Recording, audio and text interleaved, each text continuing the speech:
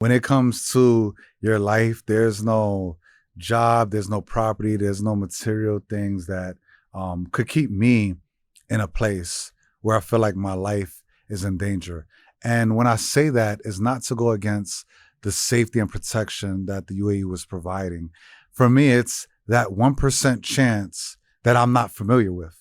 I'm not familiar with how things happen in war. I'm not familiar with, you know, missiles potentially or drones coming into my building and exploding and all that. And I know a lot of people said, oh, but it's more dangerous in the US and things like that.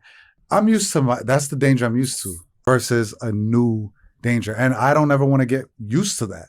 Right. You know, like the decision I made to live abroad was for better opportunity monetarily, and also safety. Once that's kind of in question of, the what if, and it's constantly sitting on my mind, like I didn't have peace for a week straight. I didn't sleep.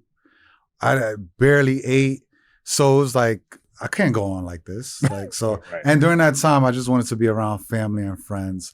So that was an easy decision. When I tell you my bedroom was like a war room, I got a plexiglass in my bedroom where usually I put my daily manifestations or things that I want to do.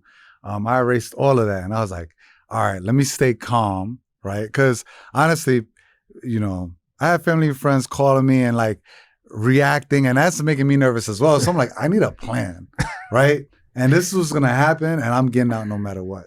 So like literally plan A was like, all right, if I could fly out from either Dubai or Abu Dhabi, that's ideal. And because I was actually checking, shout out to that website, Flight Radar 24. You can see everything that's going on in the air and things like that. And there were actually flights leaving. There were charter flights leaving. There were private jets leaving and all that. The PJs, baby. Yeah. But I'm like, oh, okay, they're actually coming up and they're leaving. So if I could get a flight there, that's fine. But then if that fails, my plan C was to go to Oman. So just looking at the numbers statistically, at the time that I left, I think the UAE had received over like 1,300 missiles that were aimed towards the UAE. And then if you look at Oman only had 2.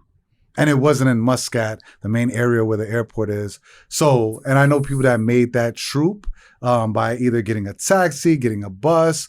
Is like, it could go from a 5-hour trip to a 10-hour trip, but they were safe. And then they were able to then fly out to places like Istanbul or any place. And then in from Europe there, or you Asia. can just get home. And from there, I'll figure it out.